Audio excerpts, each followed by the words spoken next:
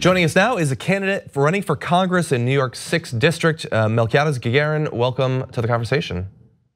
Hi, thanks for having me.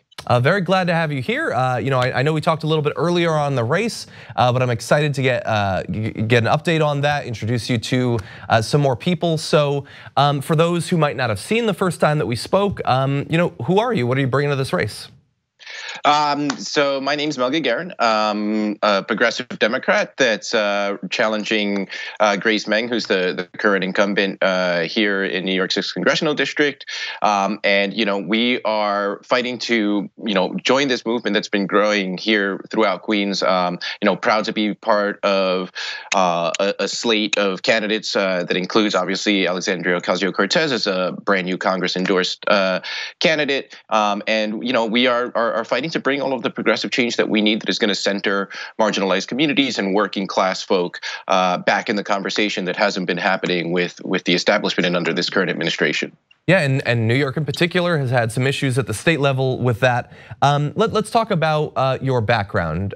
You have been involved in a number of different areas of politics, more than most people that we talk to. So run me through some of that experience.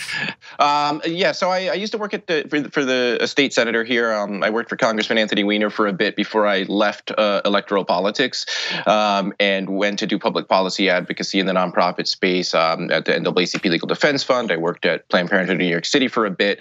And most recently doing criminal justice reform work at the intersection of higher education and women's rights, trying to increase access to higher education for currently and formerly incarcerated folks. Eventually found myself volunteering on the Caban campaign, and going around here in Queens, seeing all of the energy and hunger that folks have for progressive policies, really inspired me to take the dive and run for Congress. Because if there was ever a time for a progressive movement to really have an impact and a wide-ranging impact to finally make change, it's now. It's interesting because when I think of the stereotypical lives that candidates come from, lawyers are going to be overrepresented, people in business, sometimes doctors or career politicians.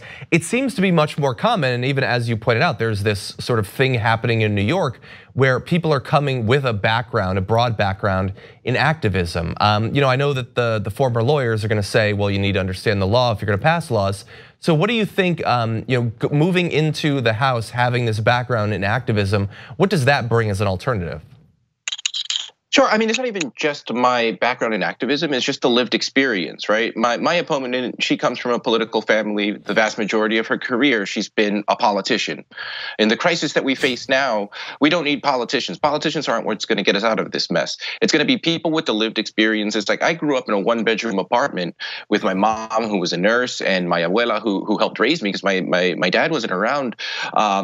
And I lived that working class experience. I went to do the work that I did because I was always motivated to serve others. I wanted to work to improve the system that we were working in. And I think that type of experience is missing in Congress. I think we have a handful of electeds that have made it thanks to this progressive movement that's been sweeping the country, but it's not enough. And what we need is a real firewall that's going to advocate on behalf of working families and working folk who have been left out of the conversation for so long. I've seen that you said that the last time that you ran for a political office, which was way back in 2009, there wasn't the same sort of infrastructure, the same sorts of organizations. Talk to me about some of the ways that what's been developed since then is important for candidacies like yours. I mean, I think the most important thing is that there really is a movement. It's not just like, we see volunteers, we coordinate with each other. We're working together. There really is this sense that it's not just us as individuals running, that there is an entire cadre of folks throughout this borough and throughout the city, really, who are really working together and coordinating our efforts to make sure that we all make it, right? It really is sort of that not me, us idea that you hear coming out of the Sanders campaign, and we're putting it into practice. And so you have these organizations. You also, thanks to, in no small part, those organizations, the last time around, you have some incumbents now who ran as progressives. They have continued to legislate as progressives. How important is it to have people like AOC and Ilhan Omar and other members of the squad who've sort of shown that this sort of campaign can win? I mean, it's incredibly important because you're always, especially as a challenger, everybody's telling you what you can't do. And what those amazing women have shown us is that it is possible to be an elected official that stands on principle, that is going to legislate on principle, and that they can win, right? Because when you look at, to take AOC for example, everybody these days they support the Green New Deal. Here you have a freshman Congress member who's already introduced 2 pieces of legislation that takes that from framework into implementation, and you have incumbents that have been there like mine for 8 years who say they support the Green New Deal yet have nothing to show for it. Yeah. So we've talked about your history. Obviously, you've been involved in activism around a few different issues. So now you're campaigning. What are some of the core issues that you're focusing on? Housing is definitely one of them. We have a homelessness crisis throughout this country, and we see it here in New York, where we have over 62,000 folks that are home insecure. 20,000 of those, which are families. I'm a supporter of a homes guarantee. I mean, housing is a human right. I don't believe that in the richest country in the world, anyone deserves to die in the street. Especially with everything that's going on internationally right now. I really believe that we need a new foreign policy, that we need to divest from the war machine. I don't take any money for the military-industrial complex. Unfortunately, I can't say the same for my opponent. I mean, she voted against the Iran deal, for instance, and no one wants these wars anymore. And when I go around and talk to people in the community, they want to see investment right here. They don't want to see us entering another endless war. They don't want to see another generation that gets lost and sacrificed to another boondoggle in the Middle East. I definitely want to get into your opponent in just a minute. So look, we obviously over the past few weeks we came what felt like very close to a full all-out conflict with Iran. There's still very much the chance that while Donald Trump is president, that could happen. If you were in office right now, what would you be working towards? What can be done to constrain that sort of conflict? And if we get a Democratic president in the future, what should the legislature do to stop rogue presidents from launching us into these endless wars? Right, and look, I think that fundamentally the first mistake that was made is that Congress sort of relegated its authority over its war powers. So that was mistake number one. When we had the Iran deal, like I said, my opponent ended up voting against the Iran deal even after it was implemented.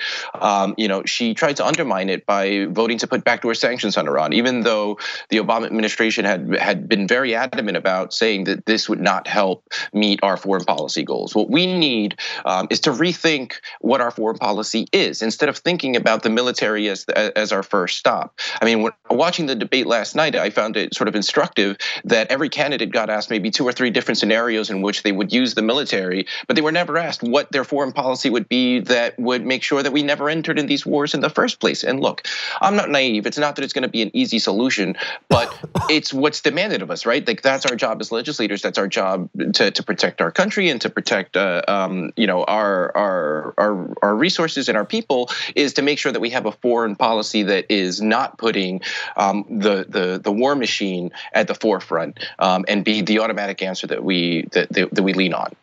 So you've mentioned the current Democratic incumbent you're running against is Grace Meng, who's held the seat since 2013. You've mentioned her opposition to the Iran deal, which certainly sets her apart from most Democrats. What are some of the other areas that you're stressing as differentiating factors as you're campaigning?